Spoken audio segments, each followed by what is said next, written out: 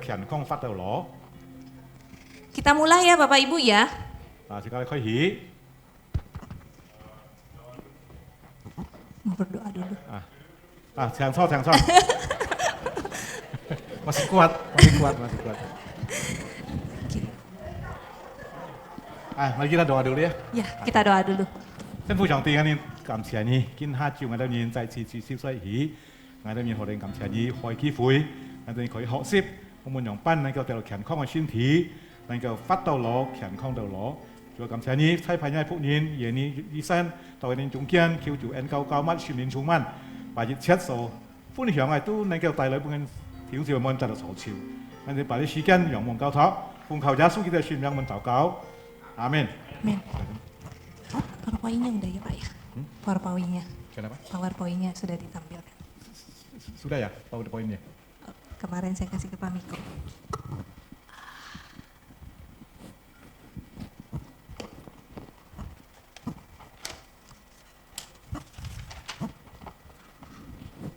Ini kayaknya. Belum.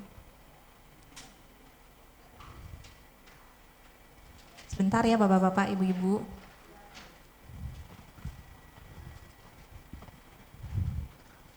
Sudah pada ngemil di bawah, ngopi, ngeteh? 係咪試劑出嚟點差點啊？ Sudah pada Pak Miko? Iya. Hah?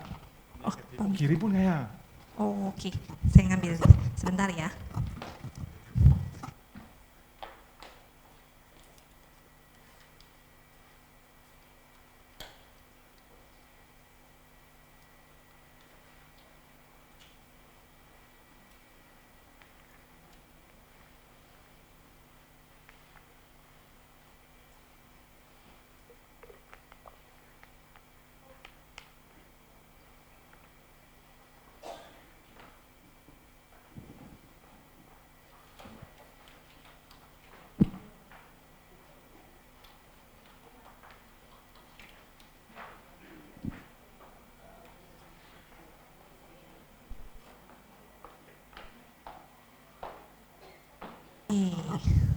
Bapak-bapak, ibu-ibu sudah baca hasil labnya?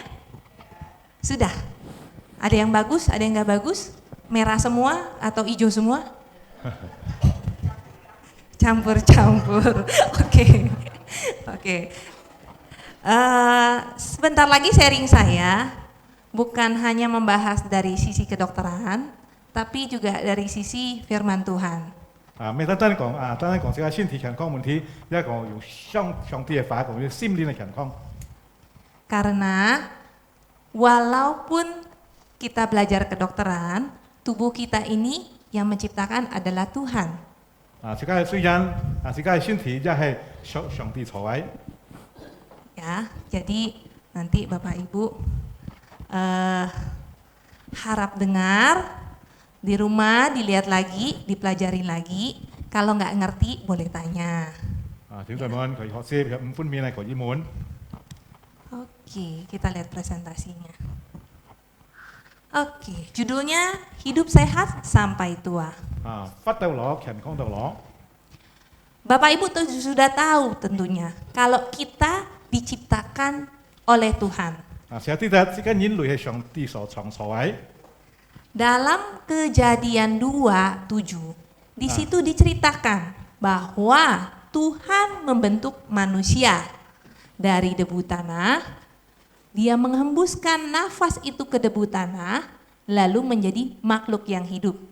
從世紀前將其設置一棵花，上帝用地上的塵土造人，將生氣吹出嘅皮孔裏，佢朝鮮會要連啲發現咁樣嚟當。 Kenapa kita perlu tahu ini terlebih dahulu? 特別自己先需要知咧呢， Karena kita itu diciptakan sama Tuhan 因 pertama. 為自己嘅人係上帝所創造嘅。 Yang kedua, 第二， dengan kita tahu ini, kita akan tahu bagaimana cara menjaga kita tetap sehat sampai tua. 自己超知道用翻嚟保持自己身體能夠發到攞健康到攞。 Oke, jadi Bapak Ibu lihat ya, di sini Tuhan menciptakan manusia itu dari debu, dia dihembuskan nafas, baru dia jadi makhluk yang hidup. 上帝創造 Tiga 人 itu dulu poinnya ya Bapak Ibu ya. 用地上嘅塵土所造人，把嘅氣吹出人嘅皮孔裏，先會要人嚟發現了。 Berikutnya, setelah kita tahu bagian penciptaan manusia, kita mesti tahu dulu bagian-bagian dari manusia. Kita kan manusia, apa saja sih? 先知道上帝創造這個人，先知道人啲輩要幾多部分。 Bukan dari kedokteran, tapi dari sisi secara keseluruhan. 即係有整體先嚟。 Oke. Pertama, kita itu terdiri dari pertama disebutnya adalah tubuh. 第一嚟 Jadi yang 人 Bapak 要 Ibu 身 lihat, 體， yang Bapak Ibu lihat ini adalah tubuh yang kita lihat di luar ini. 即係而家看見嘅即係身體。 Nah, tubuh itu biasanya berhubungan sama yang bisa dilihat, yang kontak fisik, dipegang bisa, didengar bisa, diraba bisa, disentuh, itu tubuh. 即係講身體呢個摸得到啊，呢個看見嚟。 Yang kedua disebutnya jiwa. 第二就係魂， Jiwa itu kalau dilihat di sini bagiannya yang warna kuning-kuning, yang warna orange. 即係講啲orange色嚟。 Nah, jiwa itu biasanya tidak kelihatan. 呢個魂就看見嚟。 Tapi orang bisa melihat ke jiwanya itu dari emosi atau perasaan. 即係看見呢個魂就係看見即係情緒或者係感情。 Misalnya lagi marah, 比方講， mukanya merah, 慢呢時候呢面為魂。 mulutnya, pipinya, itu ungkapan dari jiwa. 呢個朝我們魂係表達出嚟。 Berikutnya jiwa juga bisa kelihatan dari pikirannya kita. 即係魂人呢個看見即係思想。 Yang berikutnya lagi adalah tekad atau kemauan. 就拍戲就係講嘅Tekad. 立志 Tekad kemauan. 要愛人樣做或者要上人樣做。 Dan yang bagian dari penting dari manusia bukan hanya tubuh, jiwa, tapi yang penting adalah roh. 人呢最重要係唔係單身體嘅，要魂，但係最重要要靈。 Bapak Ibu setuju nggak kalau orang tidak ada rohnya sudah meninggal? 你相信嗎？ Betul. 人冇魂嘅時候，佢就冇 Ya. 魂嘅時候，佢就離開世界死不了。 Jadi seperti kata Ibu tadi, kita itu asal muasalnya adalah roh 即刻開始係要魂， yang punya tubuh 要身體， dan kita dikasih jiwa. 要嘅魂， Nah, paham Bapak Ibu sampai sini? 魂點啊？ Paham. Oke, kalau paham bagus, karena nanti berikutnya lebih dalam lagi. Yang ini dulu arti dasarnya. Jadi, yang harus mengendalikan kita selama kita hidup di bumi adalah roh. 即係講呢啲嘢咧，喺發出世界上係出係魂靈。 Karena kalau roh tidak mengendalikan jiwa dan tubuh, maka semuanya akan banyak sakit penyakit. 即係講呢個靈冇講呢啲嘅魂同呢個身體會產生到很多嘅疾病。 Contohnya tadi nyanyikan lagu Mari Kita Bergembira. 比方講，自家唱小詩歌，自家要同佢歡樂。 Hati gembira adalah obat. 喜樂嘅心就係良藥。 Itu pengungkapannya dari roh kita. 即係從自己靈嚟開始。 Jadi roh kita itu kita perlu tingkatkan dengan cara meningkatkan iman kita kepada Tuhan. 嚟培養自己靈就係繼續愛嚟從上帝建立好嚟幫。 Sampai sini paham Bapak Ibu? 明白嗎？ Paham. Berikutnya, kebanyakan. Kita sudah lihat penciptaan kita sudah tahu bagian-bagian tubuh kita, bagian diri kita apa saja. 寫啲得上帝有乜創造咗啲人就拍戲喺。 Oke. Jadi kita lihat nih ya Bapak Ibu ya. Seperti dalam 1 Tesalonika 5 ayat 23. 所以撒羅尼迦前書第5章第23節。 Di sini diungkapkan kalau kita itu terdiri dari roh, jiwa, dan tubuh. 自己身體就要靈魂嘅身體。Kalau di kedokteran hanya dibahas tubuhnya saja. 所以醫學你得你講到嘅身體 Bukan begitu Bapak Ibu?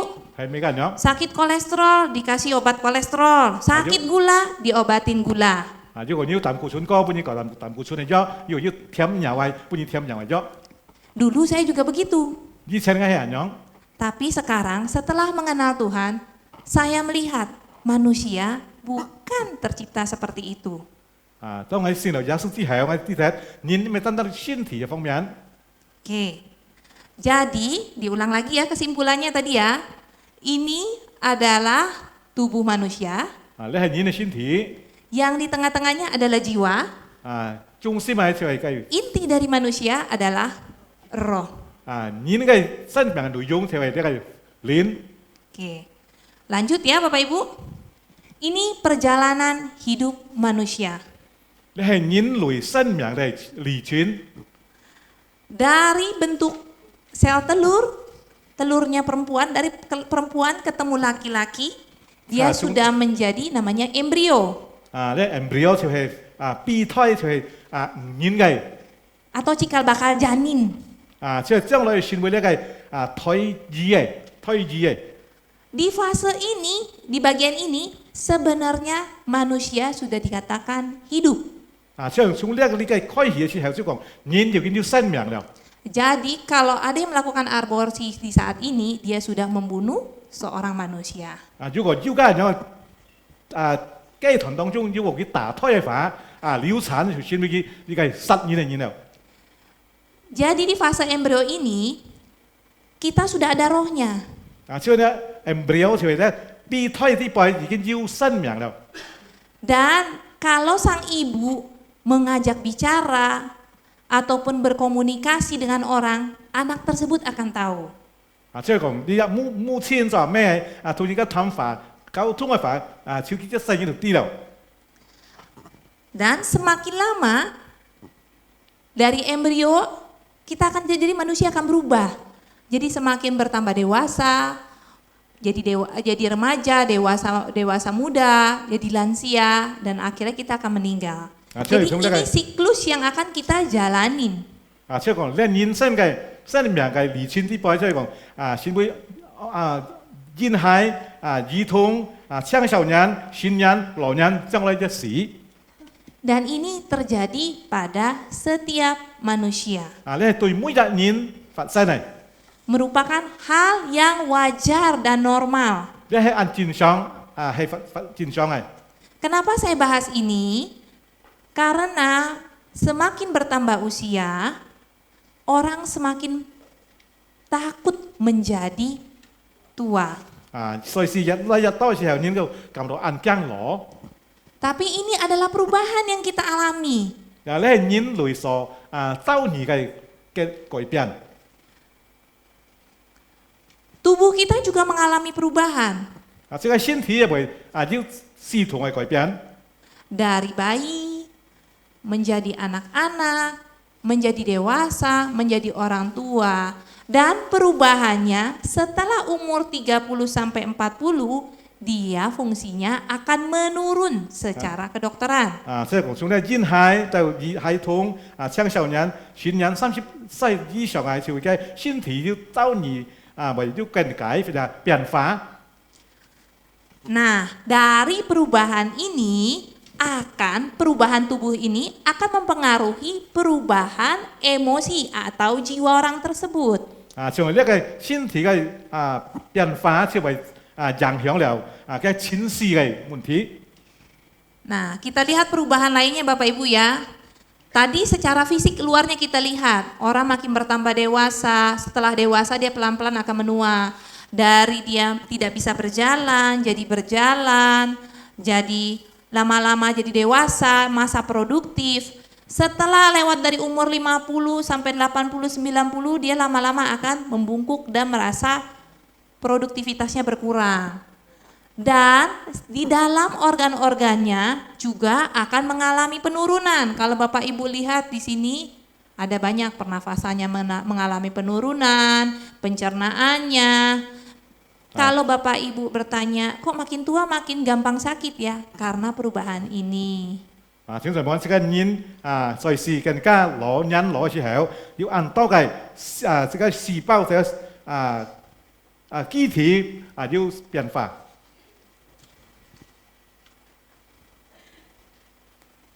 Dengan adanya perubahan fisik, tentu jiwa dan roh kita juga akan berubah. 身體嘅變化，這個情緒也會變化。Terutama saat kita tubuhnya merasa banyak sakit. Mau bangun tidur sakit, mau tidur sakit, ini sakit, itu sakit. Dan kalau kita tidak ada kerja, cucu atau mantu bilang atau anaknya bilang udah nggak usah kerja. Lama-lama emosi jiwa kita akan terkumpul dan kita akan merasa tidak berguna, merasa diisolasi, merasa sendiri. 即係講這個人攞嘅時候，就個會按多撳落嚟，你痛嘅痛，上木痛你痛嘅痛，就個這個情緒會變會唔好了。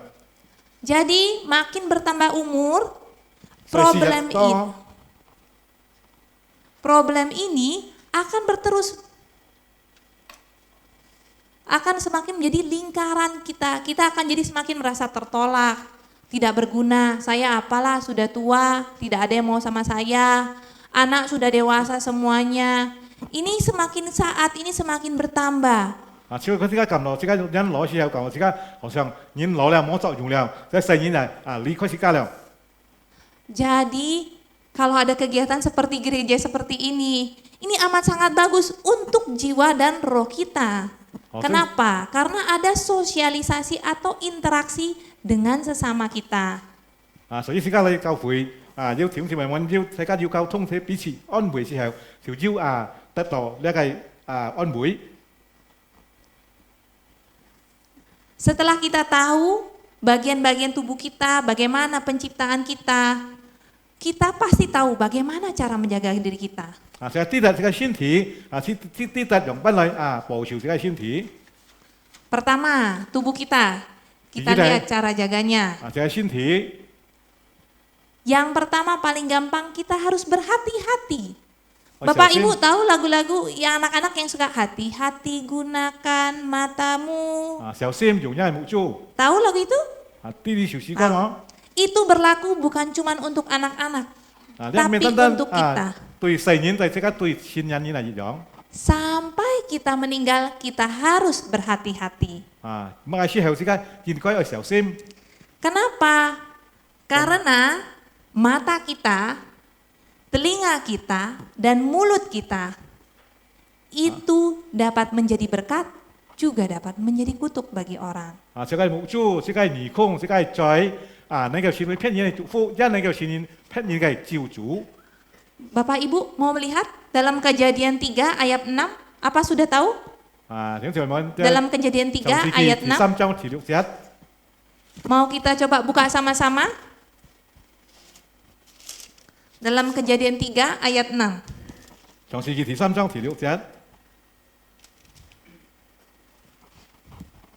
Itu kisahnya Hawa. Iya.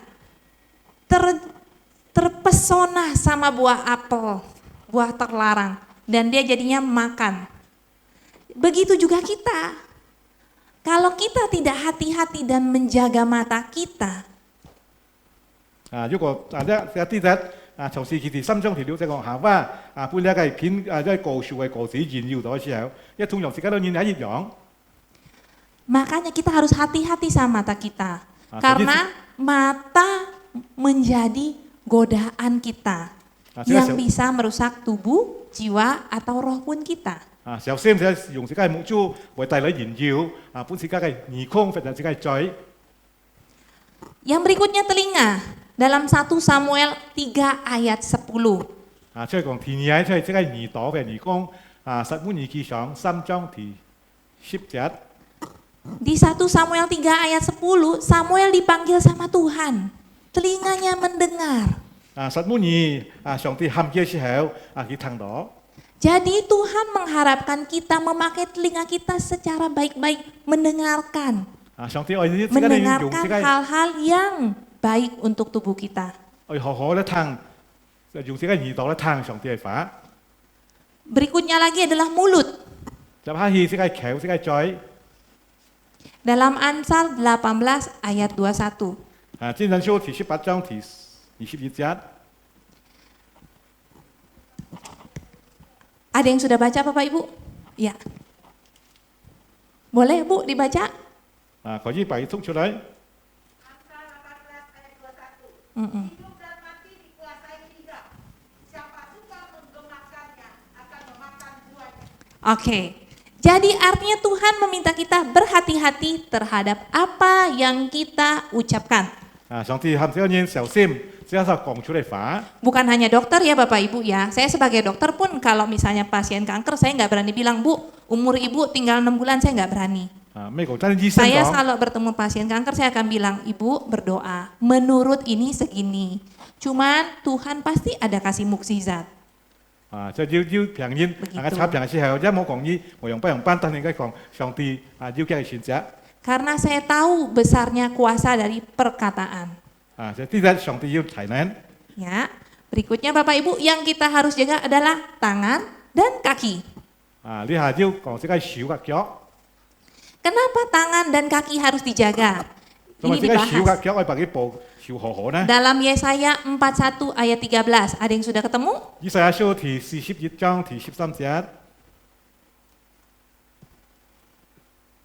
Ada? Yesaya 41 ayat 13. Uh-uh. Sebab aku ini Tuhan Allahmu, memegang tangan kananmu dan berkata kepadamu, janganlah takut, akulah yang menolong engkau. Ya, berarti Tuhan akan memegang tangan kanan kita di kala kita kesusahan. Jadi Tuhan ingin kita memakai tangan kita untuk meminta pertolongannya saat kita tidak mampu. 休橋佢會幫自己家。 Ya. Berikutnya kaki. 就可以隻腳。 Dalam Mazmur 119 ayat 105. 所以箴言書詩篇129篇105節。 Ya Bu? 119 ayat 105.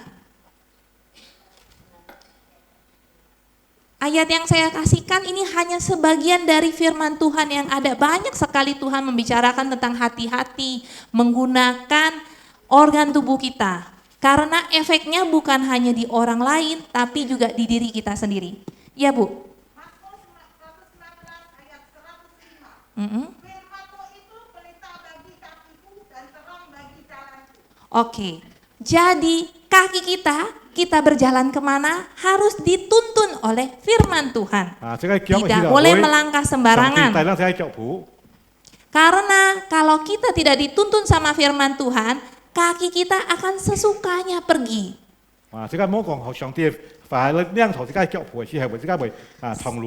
Saya kasih contoh ya Bapak Ibu ya. Misalnya nih kita sudah tahu ada gula darah tinggi, sudah gemuk, ya, lihat makanan donat. Kalau kita tidak hati-hati terhadap mata kita dan tangan kita, ya nggak apa-apalah, sekali-sekali, kapan lagi? Cuman satu, nggak ada yang lihat. Jadi pikirnya, cuman dilihat, aduh kalau dilihat sayang ya enaknya ini ambil. Lalu nggak hati-hati, mata merintahkan otak ambil, makan. Makan nggak ya? Segigit nggak apa-apa, gula darah gampang. Nanti minum obat ada. Kolesterol tinggi nggak apa-apa, makan aja udah. Nanti kalau naik kasih obat. Betul? Seperti itu kan? Kan aja. Kapan lagi? Ya kan? Makan. Tangan makan. Tapi dalam hati merasa bersalah. Lihat seperti ini. Ada orang nggak ya? Kayaknya nggak ada nih. Wah ketemu ada jemaat lain. Katanya kolesterol tinggi, gula tinggi. Kok makannya manis-manis? Satu. Nggak apa-apa, satu. Ya, betul Bapak-bapak, Ibu-ibu? Betul. Jadi itu penting. Kenapa tadi di awal saya bahas ini? Ini kelihatannya simpel kayak anak-anak. Ini mah dokternya ngajarin kayak anak-anak nih. Ternyata itu tidak. Itu berlaku buat kita semua termasuk saya. 即係對社每一年都要作用嘅。 Karena saya juga nanti makin bertambah usia saya mesti ngejaga. Jadi mata, telinga, mulut, tangan, kaki harus kita jaga. 啊，即係目珠，即係手、耳孔，即係嘴，即係手，即係腳，我學開啊，部手， Telinga. Wih, Niko. ada gosip. 差唔 Iya, 多。 iya, si Anu begitu tuh. Nanti telinga ngomong ke mulut. Iya, iya, si jelek main kayak gitu tuh. Iya tuh begitu. Tang lo Kita sifui, nggak tong tahu sifui. kondisi orangnya. Terus tiba-tiba orangnya merasa, aduh nggak ada yang mau sama saya, udahlah saya bunuh diri aja. Jadi hati-hati. Telinga 啊，所以小心，即係要聽耳孔。 atau paling gampang, suami istri bertengkar. Langsung bilang, kamu mah laki-laki nggak berguna.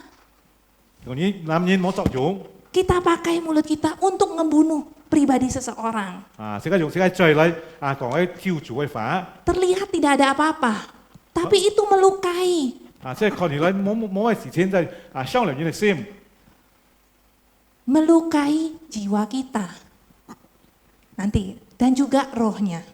Tanpa kita sadari dan tanpa kita lihat. Ya. 即係臉，即係款， Berikutnya, yang perlu kita jaga dari tubuh. Jadi kita mesti pakainya buat apa dok? Ini tangan kita, badan kita. Kita pakai secara kedokteran, olahraga yang cukup. 啊，就醫學講啊，即係我們要啊腳擺圓筒， Jadi Bapak Ibu, nggak perlu olahraganya lompat-lompat, tidak perlu. Tidak perlu olahraganya musim berenang kesana kesini lari, tidak perlu. Semakin bertambah usia cukup jalan kaki ringan, 45 menit sampai 1 jam. 啊，即係講熱啊行45分鐘路啊就腳擺啦， Seminggu 3 kali. 啊一個禮拜3次， Jalan santai sama teman-teman jemaat lain. Karena tujuannya untuk membina hubungan. Tapi jangan dipakai waktu jalan. Iya tuh si Anu tuh begitu tuh, oh, begitu. Itu tidak boleh ya. Tapi untuk ngomongin, oh saya kemarin ke sana itu, enak di situ. Ada tempat begini-gini, boleh untuk melihati, menikmati. Dan menciptakan rasa bersyukur sama Tuhan. Tuhan syukur ya saya masih bisa ada temen untuk ngobrol. Bersyukur anak cucu saya masih ada. Bersyukur kalau kita masih aman karena di Israel dan Palestina perang. Bersyukur tidak terkena banjir, tempat lain banjir. Jadi begitu, olahraga disertai dengan bersosialisasi dan menciptakan rasa syukur. Berikutnya yang perlu kita jaga adalah istirahat yang cukup. 啊腳擺休息， Biasanya bapak-bapak, ibu-ibu tidur berapa jam di sini? 7? 啊即係睡冇幾多點鐘， 1 jam? 6 jam? Kurang. Orang dewasa maupun bertambah usia jadi lansia minimal tidur 8 jam dalam sehari. 啊老年家老年人最少我要8點鐘睡冇， Dan tidurnya harus gelap sebaiknya. Karena itu saya kasih gambarnya di sini gelap. 啊即係暗埋間房裏， Karena di otak kita itu ada yang sensitif sama lampu. 啊就即係提腦裏， Kalau dia kena lampu, dia nggak berasa tidur. 啊所以人本來燈光照到少少沒有睡冇， Jadi bangun ngerasa kayak tidak tidur atau lemas. Jadi Bapak Ibu, kalau semakin bertambah usia, tidak saya anjurkan benar-benar gelap sekali. Karena kan mata juga semakin menurun. Jadi ada lampu kecil sedikit di sudut. Jadi kalau mau jalan ke WC kelihatan. Mau kemana kelihatan. Tapi tidak boleh terang sekali. Karena kalau terang badan kita menganggap, oh masih siang, nggak usah tidur. 啊所以即係老年間房少冇人按光嘅火， Cukup 啊 jelas 睇到條腳擺啦， Cukup jelas Bapak Ibu? Nah, berikutnya, sebelum saya lupa saya mau bahas lagi tentang tidur. Begitu bangun dari tempat tidur, begitu pagi-pagi tidur, bangun dari tempat tidur, Bapak Ibu langsung bangun? Ya, jangan. 啊 Kenapa Bu? 冇切入行，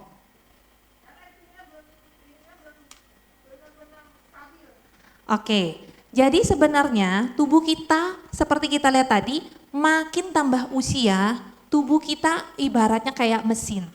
Makin bertambah banyak, makin bertambah banyak rusaknya. Mobil tua aja butuh servis kan?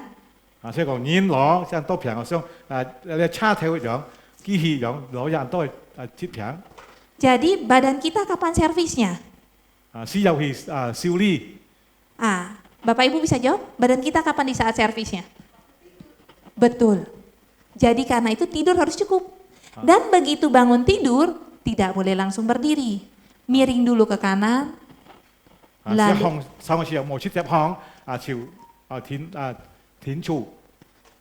begitu di kanan bangun miring ke kanan stabil, baru duduk. Dan setelah duduk stabil, baru berdiri. Harap dijalankan ya Bapak Ibu ya. Karena banyak kasus orang yang bertambah usia, jatuh karena seperti itu.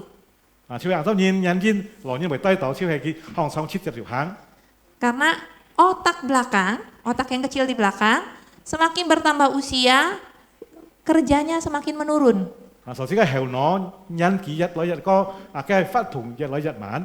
Ya, ingat ya Bapak Ibu ya. Jadi begitu bangun, jangan langsung berdiri. Miring, duduk, baru berdiri. Dan kalau Bapak Ibu merasa geleyengan atau kepalanya tidak enak, tidak boleh berdiri. Kalau posisi berdiri, harus cari sesuatu dipegang.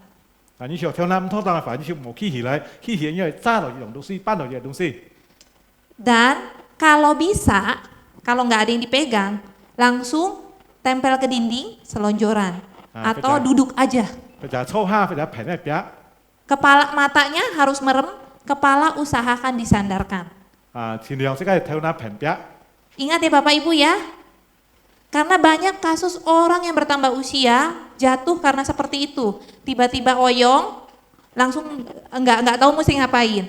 Jadi kalau kepala nggak enak, langsung pegangan cari sesuatu. Kalau misalnya nggak ada dipegang, duduk aja, merem. Kalau enggak selonjoran, merem. Jangan bergerak. Ingat ya Bapak Ibu ya.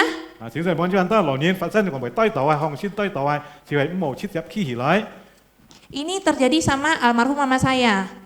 Dia oyong, dia mau megang apa nggak kepegang, jatuh, kena dadanya.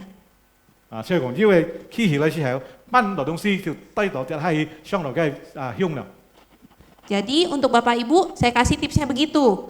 Kalau sudah oyong, kalau nggak pegangan nggak bisa, langsung duduk, merem. Dengan merem, otak memerintahkan kepada badannya agar alirannya ke bawah dikurangin, tapi aliran darah ke otak ditambah. Paham ya Bapak Ibu? Paham, oke. Kita lanjut lagi. Yang perlu dijaga adalah minum cairan yang cukup. Bapak Ibu sehari minum berapa gelas? 8, oke.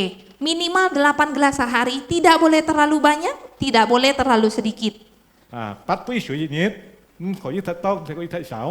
Karena kalau terlalu banyak, otak juga akan kekurangan cairan sehingga menyebabkan pusing.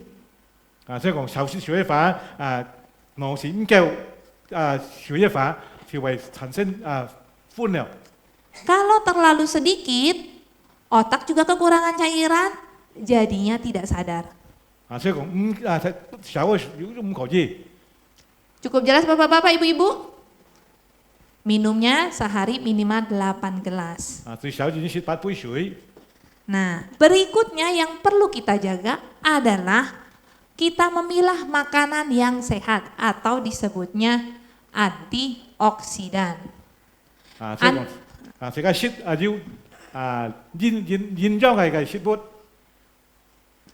Antioksidan itu makanan yang banyak vitamin, banyak bahan-bahan yang bagus untuk badan kita.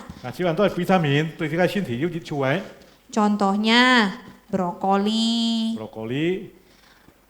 stroberi, strawberry, alpukat, nhiều dâu cỏ, hampir semua rata-rata sayuran hijau bagus. chang salad, chang xoài. Tapi tidak boleh kebanyakan. Phải khẩu chi thật to. Karena bisa memicu asam urat dan sakit di kakinya. Bởi sản sinh là cái nhậu xoăn và cái kéo bởi chịu thúng. Nah, berikutnya yang perlu dijaga adalah kurangin makan gula. Cảm sáu thì cái shit thèm cái东西. Bapak Ibu suka makan gula nggak? Hắn thì phân Yang tadi ngopi pakai gula? Ni Trung Quốc bia dùng thong máu. Enggak. Oke. Gula, permen juga. Jadi nasi, mie, tepung, roti, biskuit, ubi, kentang, sama kue tiaw, bihun, itu jangan banyak dimakan. Dan kalau bisa gula putih tidak usah disentuh.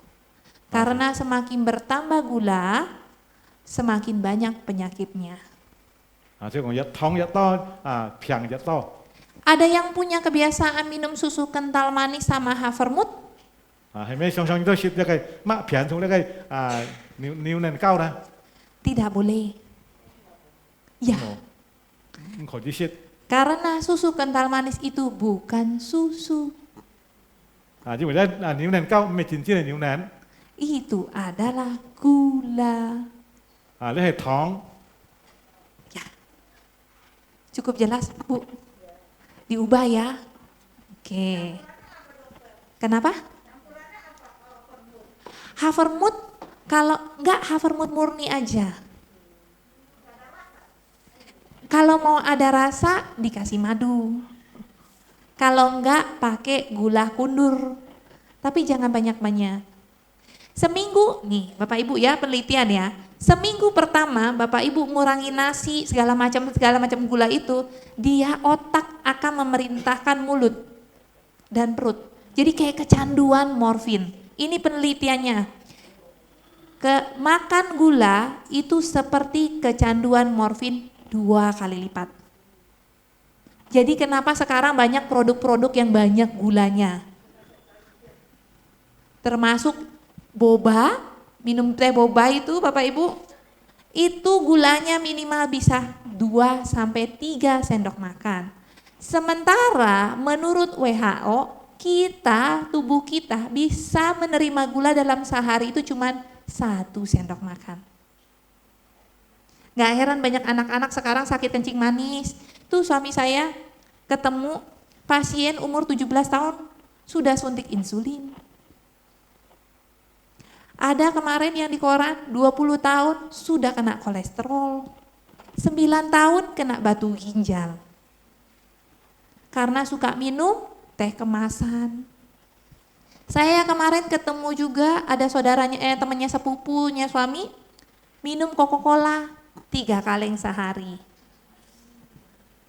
Kokonya minum Pocari Sweat tiap hari kena batu ginjal. Ya, jadi paling aman minum air putih, tapi secukupnya. Ya, ingat ya Bapak Ibu ya. Kalau dikasih,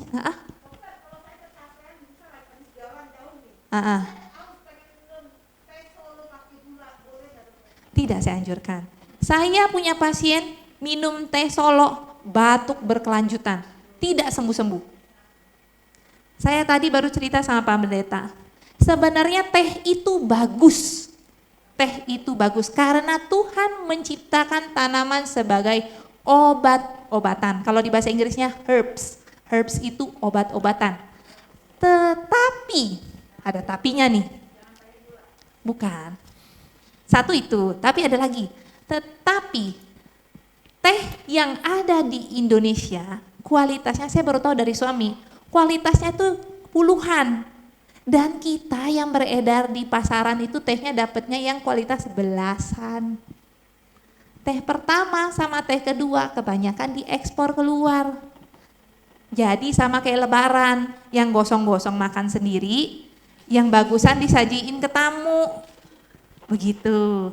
Jadi, karena kebetulan suami saya kerja di perusahaan teh, Dia pas ke sana, dia tunjukin, dan saya memang minum itu tehnya berkualitasnya bagus. Saya merasakan perubahan langsung. Dan teh itu ada kandungannya namanya antioksidan. Dia bagus dalam memperbaiki badan kita yang rusak. Begitu. Dan antioksidannya itu bukan cuma ada di teh, ada di kayak tadi alpukat, kacang mete, kacang almond, brokoli, stroberi, blueberry, pisang juga ada, kunyit, temulawak, jahe, itu ada. Temu mangga, temu putih. Kalau ibu lihat di TikTok zaman sekarang itu mereka malah menanam kunyit, temulawak dan jahe sendiri untuk membuat namanya ginger shot. Jadi di blenderin, mereka minum sehari segelas, itu bagus sekali. Gitu. Tapi di Indonesia sayangnya belum banyak yang lakuin. Nah, itu untuk menjaga tubuh kita. Berikutnya, selain tubuh yang dijaga, kita boleh jaga tubuh kita sebagus mungkin. Udah jaga makan, sudah jaga minum, sudah jaga tidur cukup. Kok masih ya dok ya, penyakit saya kagak hilang-hilang. Faktor lain yang biasanya umumnya tidak diperhatikan oleh orang-orang adalah jiwanya. 即係身體已經健康了，只係款很啲問題。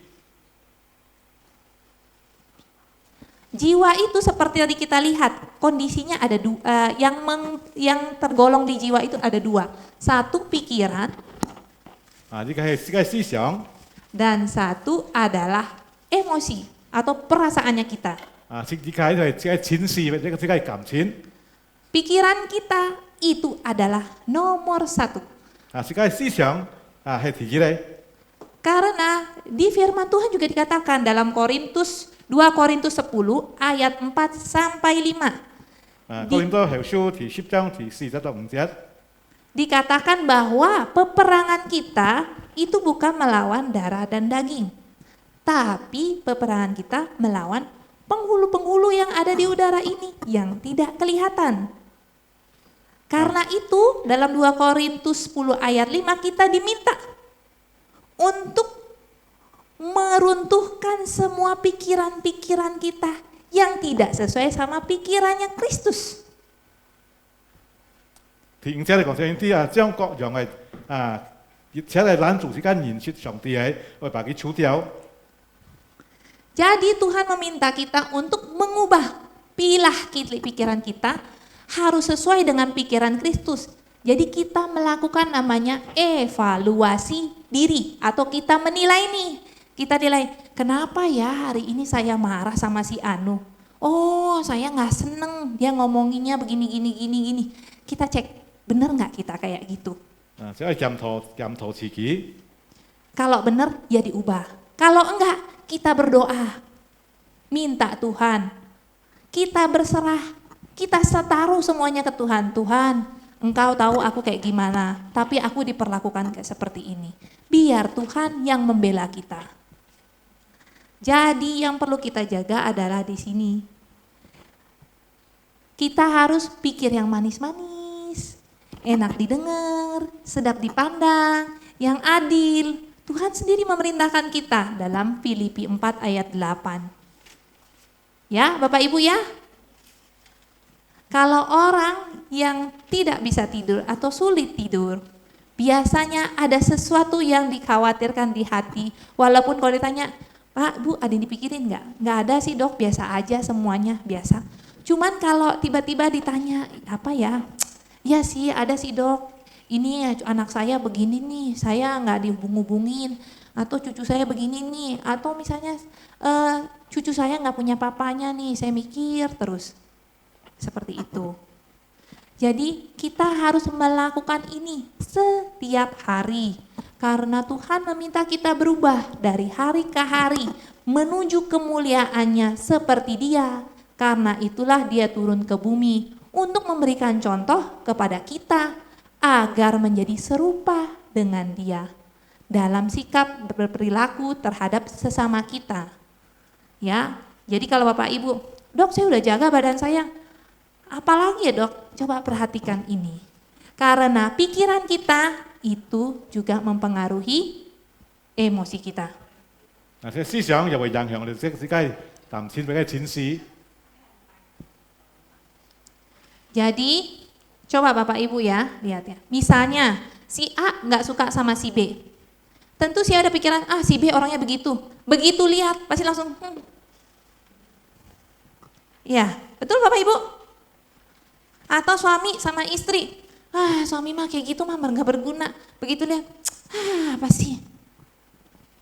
Dari pikirannya, suami tidak berguna, istri cerewet. Langsung sikapnya, ya sudahlah. Benar Bapak Ibu? Begitu kan? Jadi itu, kita harus memilah pikiran kita. Dengan kita tahu pikiran kita bisa bertobat, minta maaf sama Tuhan, kita evaluasi. Oh iya, saya salah karena Tuhan bilang, saya tidak boleh begitu sama sesama saudara saya tidak boleh begitu sama suami saya tidak boleh memperlakukan istri saya seperti itu. Tapi dok, kalau orang lain gituin saya gimana? Oke, yang bisa kita lakukan adalah kita mendoakan mereka. Kenapa?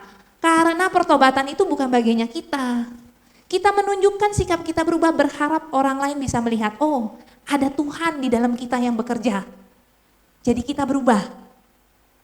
Masalah orang lain mau berubah bukan urusan kita. Urusannya dia dan Tuhan. Yang penting kita, orang masuk surga nggak rame-rame, ya nggak Bapak Ibu? Ya, betul nggak Pak? Masuk surga nggak ada rame-rame ya Pak ya, sendiri-sendiri. Tanggung jawab masing-masing. Jadi kita kerjakan bagian kita taruh ekspektasi. Kita biasanya kayak berharap, dok tapi saya harap suami saya begini nih dok, anak saya begini. Saya harap kan dia pekerja gereja kan harusnya nggak begini. Kita taruh harapan kita ke Tuhan. Tuhan, saya taruhkan semua harapan saya ke kamu. Saya sudah berubah walaupun saya diperlakukan tidak menyenangkan. Biar kamu yang membela saya. Begitu. Jadi itu untuk mengelola jiwa kita, emosi kita, pikiran kita. Dan yang paling penting, kalau emosi kita terjaga, hati kita atau jantung, bahasa Indonesia jantung tepatnya, jantung kita akan aman. Karena Tuhan sendiri bilang, hati yang gembira adalah obat.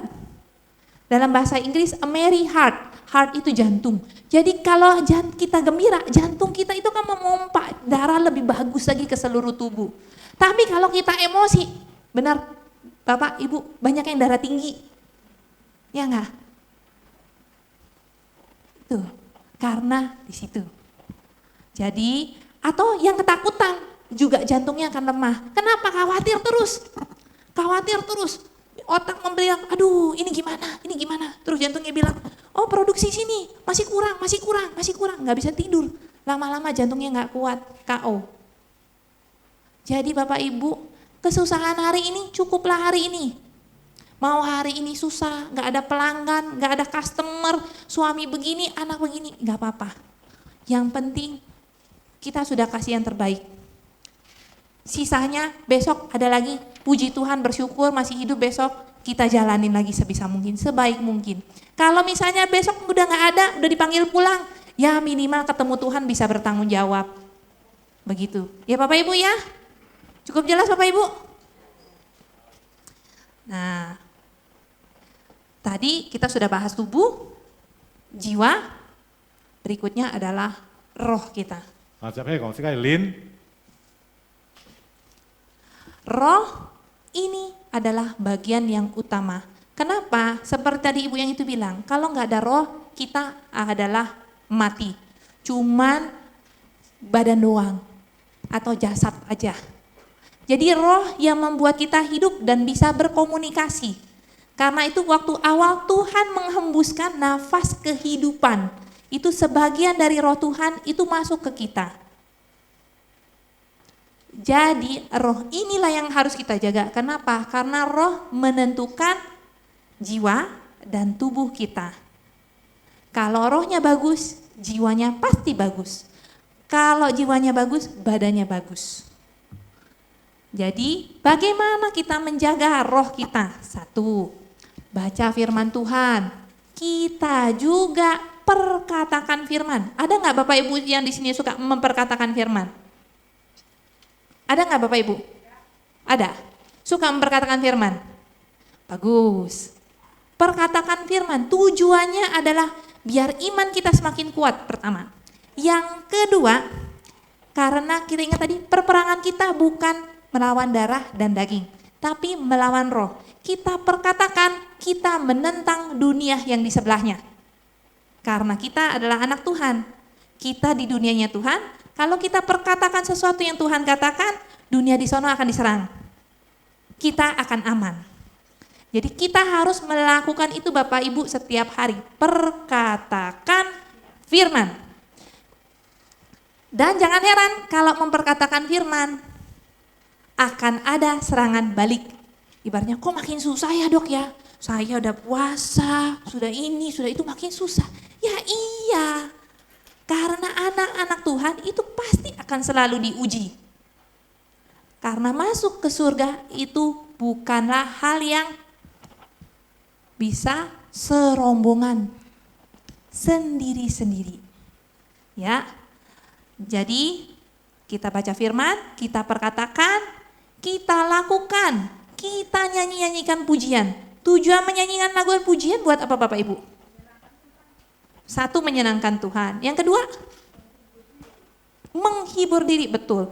Dengan kita menyanyikan pujian, makanya tadi pas menyanyikan hati, marilah kita bersuka cita, kita jadi sukacita. Karena kita menghibur diri kita, mengajak jiwa kita untuk, kita sukacita, muji Tuhan yuk. Memuji yang menciptakan kita. Dan yang ketiga, kita perlu meminta tuntunan Roh Kudus. Kenapa? Karena tanpa tuntunan Roh Kudus, seperti firman Tuhan tadi, kita bisa salah melangkah. Bisa salah melangkah ke arah yang berbeda dari mana Tuhan pengen kita. Kalau kita jaga ini semua, maka hubungan kita dengan Tuhan akan bagus. Iman kita akan naik. Dan kita akan tahu siapa kita sebenarnya. Dan gak masalah kalau orang nolak kita. Oh si Anu nolak saya, gak mau ini Dok, dia gak mau bermain sama saya, dia gak mau ngobrol sama saya, gak mau bisnis, gak mau ketemuan. Ya gak apa-apa. Yang penting kamu sudah menjalankan bagianmu, tanggung jawabmu. Kamu doakan dia. Pasti suatu saat Tuhan akan membukakan jalan. Ya. Oke, jadi tadi kesimpulannya kita sudah jaga tubuh, jiwa, dan roh. Berikutnya, dengan kita menjaga tubuh, jiwa, dan roh kita, maka kita tahu tujuan hidup kita. 这个保守这个身体，这个灵，这个魂，就地在生发的方向，或者分发的目标。 Kenapa kita perlu menjaga tubuh, jiwa, dan roh kita, diri kita sendiri? Karena tubuh kita ini adalah bait kudusnya Tuhan. 这个身体是上帝的心灵的田。 Maksud bait tubuhnya apa? Nanti pas kita pulang ke sana kita bakal ditanya. Kayak saya akan ditanya, ya nih kamu ngapain aja di bumi? Akan ada catatannya. Jadi sewaktu almarhum mama saya meninggal, saya suka mencari itu. Orang meninggal itu ngapain, apa saja sih yang mereka alami. Ternyata banyak yang ketemu sama Tuhan dan dipertanyakan. Mereka melihat catatan hidup mereka. Ada yang kenal Tuhan tapi tidak menjalankan firman Tuhan, masuk ke neraka. Tapi waktu dia minta ampun, akhirnya hidup kembali. Dan di situ hidupnya berubah. Jadi saya hanya berharap biarlah hidup kita seperti yang tadi ibu-ibu nyanyi.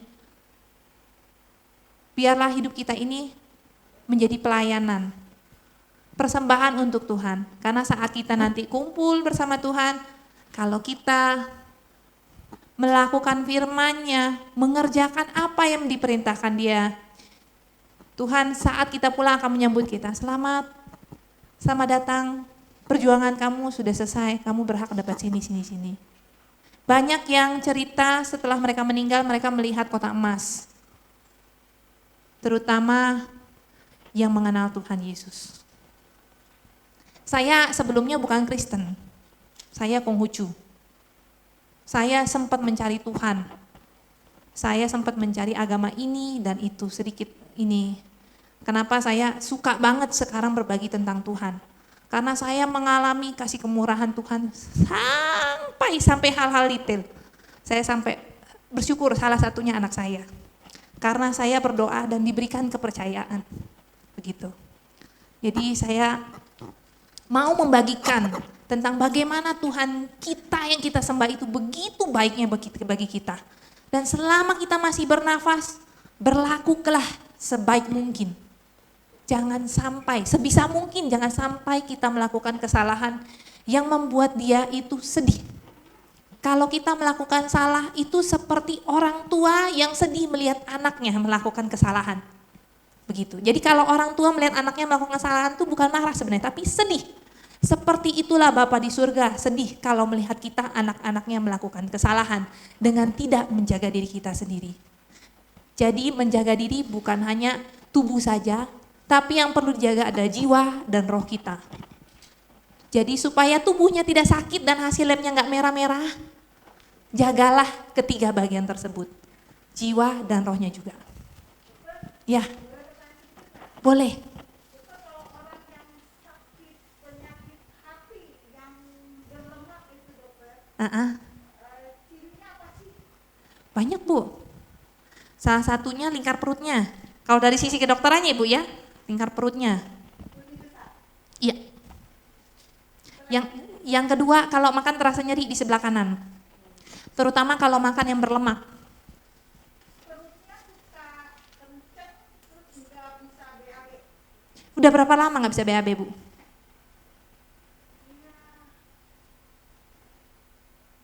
Nggak dipahami. Oke, coba diperhatikan. Karena kalau tidak bisa BAB, itu salah satu kecurigaan paling besar adalah kanker usus. Karena salah satu gejalanya yang juga dikenal almarhum mama saya begitu. Dia susah BAB awalnya. Dan kalau ditelaah, dia memang ada, mama saya bukan orang percaya salahnya. Dia memang ada permasalahan yang tidak selesai dengan abang ipar saya, kepahitan. Salah satu penyebab kanker adalah kepahitan. Kenapa Bu? Kematiannya maksudnya? Menyebabkan maksudnya bisa menyebabkan kematiannya.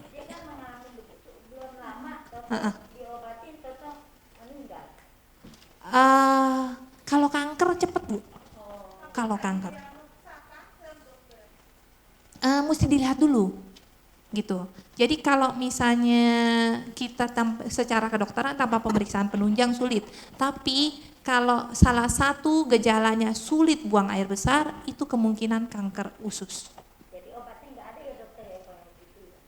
Obatnya secara kedokteran saat ini kanker belum ada obatnya. Secara kedokteran. Tapi saya lihat ada beberapa banyak orang yang juga karena kasih kemurahan Tuhan sembuh. Gitu. Tapi ada juga yang percaya Tuhan tapi nggak sembuh karena memang ya saya nggak tahu Tuhan punya rencana lain terhadap mereka. Begitu. Jadi intinya sih sebisa mungkin kita menjaga diri kita sebaik mungkin.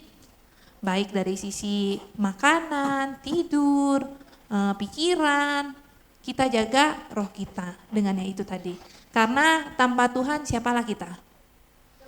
Kalau kanker itu bukannya kalau pengen mendekati aja bukannya saluran aliran darahnya itu seperti bertak-bertak gitu. Bisa iya bisa enggak, tapi secara penelitiannya kalau kanker itu dia darahnya menjadi kental. Jadi si kanker ini membuat sel darahnya menjadi mengental. Dan dia meningkatkan asupan, jadi dia memerintahkan kepada otak kalau butuh gula banyak. Tapi begitu gula banyak, badannya jadi kurus. Begitu. Karena si sel kanker ini makanannya gula.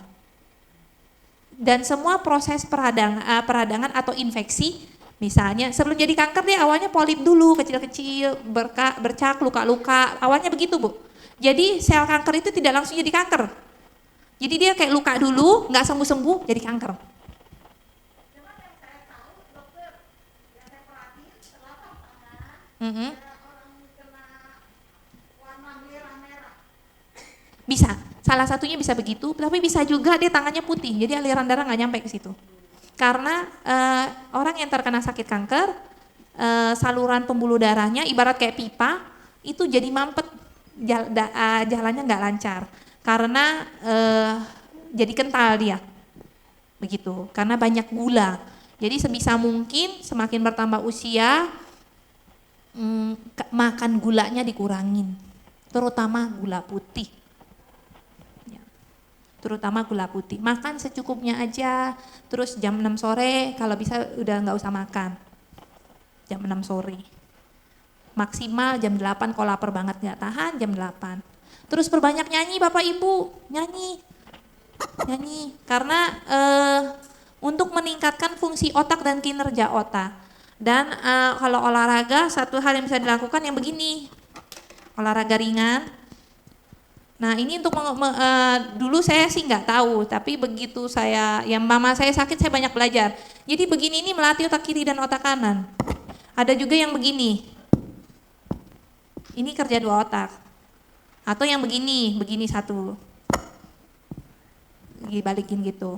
Jadi untuk semakin bertambah usia saya cukup menganjurkan untuk satu berkomunikasi atau sosialisasi seperti di gereja ini. Saya lihat wah bagus banget, ada Pak timnya yang ganti-gantian kelompoknya nyanyi, itu bagus karena untuk meningkatkan daya ingat kita, untuk merasa kita diterima. Jadi ada lingkup sosialisasinya, karena kalau di rumah sendiri terisolasi, manusia tidak diciptakan untuk sendirian, manusia diciptakan untuk bersosialisasi. Karena itu Tuhan mengatakan beranak cuculah agar manusia semakin banyak mengelola bumi ini. Begitu. Ada lagi yang mau ditanya Bapak Ibu? Cukup jelas nggak kira-kira materinya? Jelas.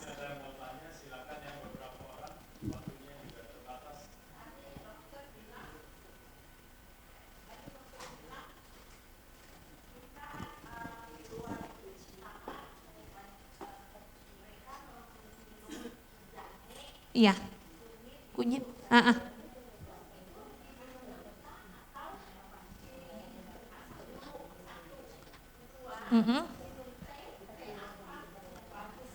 Oke, yang kunyit, jahe, sama temulawak ataupun kencur bisa Bu. Sebenarnya itu bagus, segala macam rimpang-rimpangan itu bagus sekali karena antioksidannya tinggi.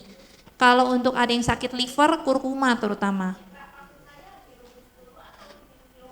Opsinya ada dua, boleh direbus, boleh mentah.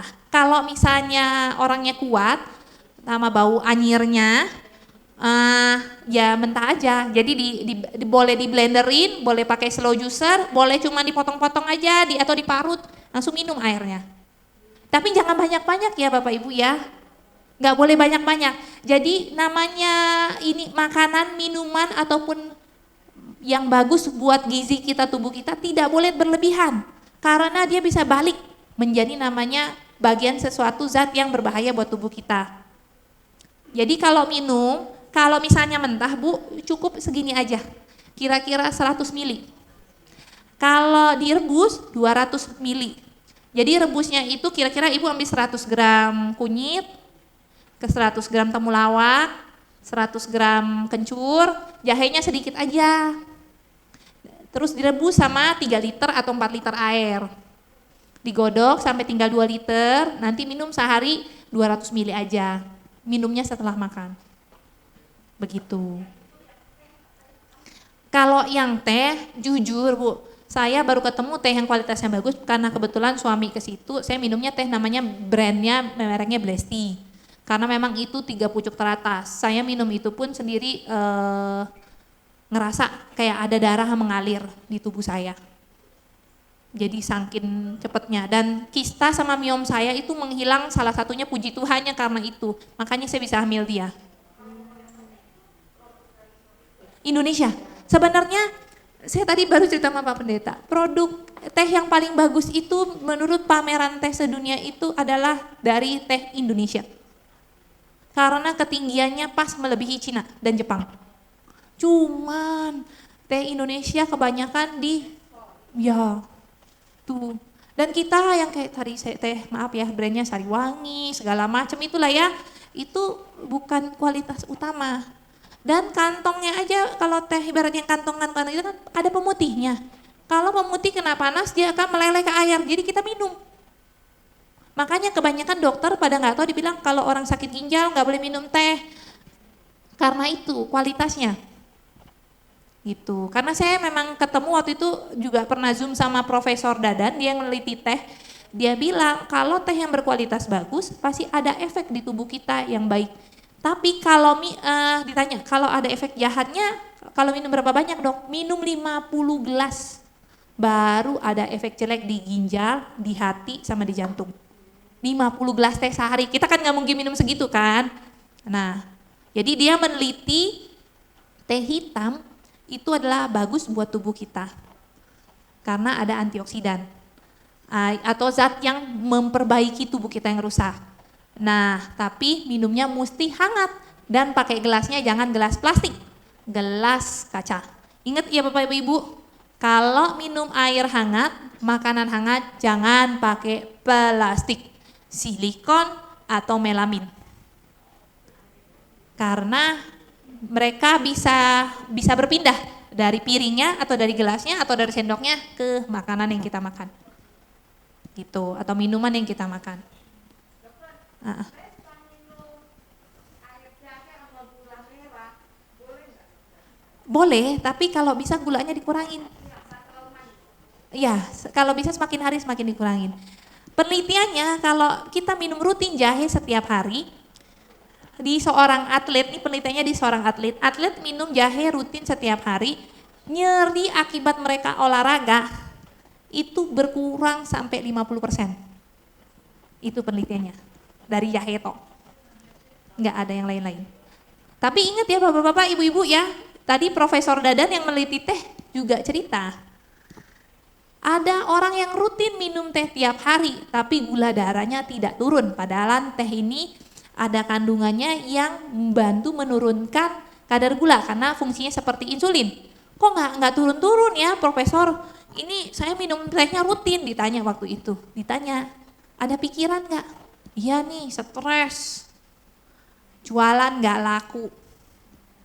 Jadi Bapak Ibu mau sebagus gimana pun pupuk yang dikasih ke dalam melalui makanan, olahraga, tidur.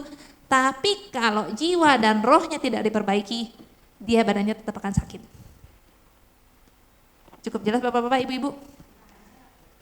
Karena ada yang begitu tuh, makan suplemen ini, suplemen, makan. Tapi tetap kolesterol naik, gula darahnya naik. Stres dok, kerjaan. Kalau enggak, gimana mau kerja? Gitu. Jadi Bapak Ibu, Suka kelupaan aja dok. Ini suka kelupaan dulu. suka kelupaan latihan Bu. Latihan yang tadi satu, yang granat. Yang kedua, Ibu nyanyi yang berhubungan sama firman Tuhan. Saya dulu juga seperti itu, saya paling tidak bisa hafal firman. Saya berkali-kali baca Alkitab mau hafal, tidak bisa. Akhirnya saya nemuin lagu yang diciptakan sama salah satu penyanyi Alkitab, tapi bahasa Inggris, Esther Mui. Dia firman Tuhan dijadikan lagu.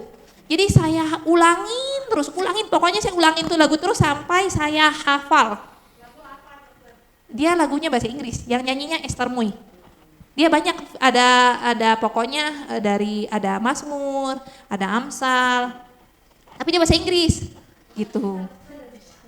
Kalau enggak Ibu bisa, saya kalau ngajarin ke anak saya pakai ini, lagu yang paling gampang begini, Tuhanlah kekuatan dan mazmurku. Saya lagi programin dia begitu. Jadi saya ulang-ulang, jadi dia ngikutin. Jadi yang penting Bu, otak manusia dengan banyak saraf-sarafnya itu, salah satu sarafnya adalah mengcopy. Jadi Ibu nyanyi, puterin lagu yang ada banyak firman Tuhan, Ibu nyanyiin terus-terusan, nanti lama-lama dia akan teringat. Tuh. Dokter, kalau orang stroke kan disebabkannya darah kental. Iya, salah satunya. Tapi yang paling penting ada penyumbatan di saluran darah. Tapi dokter dari stroke dan darah kental ini bisa juga jadi ke kanker nggak? Kalau stroke-nya murni enggak. Kecuali ada penyebab lain. Gitu. Karena yang kanker itu, ini dari dokter Singapura bilang, awalnya kanker itu adalah luka, dia luka, atau polip, atau benjolan gitu, bentuknya polip kayak jamur, nggak sembuh-sembuh. Atau lukanya berulang-ulang terus nggak baik. Jadi luka sembuh, luka lagi, luka sembuh, luka lagi. Lama-lama itu jadi kanker. Begitu. Tapi banyak penyebab faktor kanker lainnya selain dari yang tadi satu. Yang kedua makanan. Yang ketiga faktor stres. Yang keempat lingkungan, radiasi, wifi, TV, handphone. Jadi kalau tidur Bapak Ibu, nih sebelum lupa lagi, wifi-nya atau handphonenya dimatikan ya. Kalau pun tidak mau dimatikan, takut ada apa-apa, butuh ada apa-apa, susah dok, taruh jarak 1 meter, jangan di kepala tapi di kaki. Ya, karena itu bahaya radiasinya besar sekali. Sudah banyak penelitiannya. Ya, cukup jelas bapak-bapak, ibu-ibu.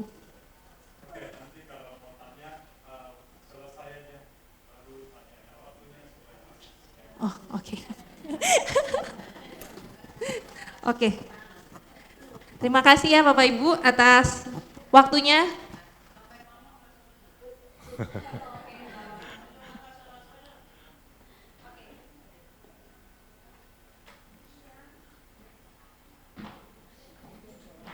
Các vận chủ đang này.